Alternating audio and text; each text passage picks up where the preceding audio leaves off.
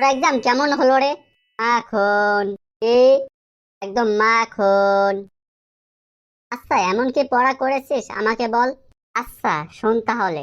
দুপুরের 2টায় এক্সাম ছিল। ছিল। ভোর 4টায় উঠেছি। তারপর হাত ধুয়েছি। হেলাইছি আর শুয়ে পড়েছি। কি? আরে পড়ালেখা কেমনে করছিস তা বল। বলতেছি, অপেক্ষা কর। তারপর 5টায় উঠেছি। টয়লেটে গিয়ে ওখানে গিয়ে হিলাইছি। তারপর পড়ার রুমে গিয়েছিলাম। তারপর তারপর পড়ার রুমে লাগাতার 3 ঘন্টা পড়েছিস। এই হিলাইছি। সেদিন যদি তোর বাপ হিলাইতো তাহলে তোর মতন ঢারকে হিলানোর জন্ম নিত না। সুধীর ভাই, এক্সামের পড়ালেখা কিভাবে করেছিস তা বল। বলতেছি ভাই, পুরো কথাটা শোন। হ্যাঁ বল। তারপর সকাল 9টায় নাস্তা করেছি। তারপর বাগানে গিয়ে এলাইছিস। নেহি বই পড়েছি। তারপর পুরো বই পড়তে পড়তে হিলাইছি। কি? কোন বই ছিল? শুধু ওকে রাজা সুদাইকে রানী।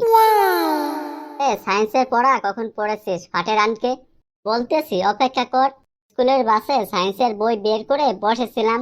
তারপর তারপর বই 13 দ্য হিউম্যান রিপ্রোডাকশন সিস্টেম পড়েছি। তারপর তারপর কি?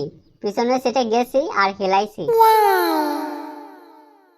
আরে হাবাসকে পূজারি সুদকে ভিখারি, তাহলে এক্সামে কি লিখেছিস? শুধু ওকে রাজা সুদাইকে রানী? না। তাহলে? কিছুই লেখি নাই। তুই তো বলেছিলি এক্সাম একদম মাখন গেছে। আহ, পিছনের সিটে বসেছি। পকেট থেকে মাখন বের করেছি। তারপর তারপর কি মাখন দিয়ে হিলাইছি। আর চাকু? আর চাকু কোথায়? এখনই কেটে দিতেছি। না থাকবে বাস, না বাজবে বাঁশুড়ি। মি ভাই পালাই। তা পালাইতেছিস কোথায়? তোর বাস আমি কেটেই দেবো।